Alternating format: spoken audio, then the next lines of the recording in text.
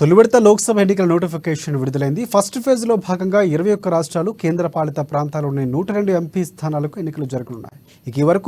ఈ మేరకు EC notification release చేసింది. తొలి విడత ఎలక్షన్కు సంబంధించి నెల 27 వరకు అభ్యర్థుల నుంచి నామినేషన్లు స్వీకరించనున్నారు. 28న నామినేషన్ల పరిశీలన, 30 వరకు నామినేషన్ల ఉపసంహరణకు గడువు విధించారు.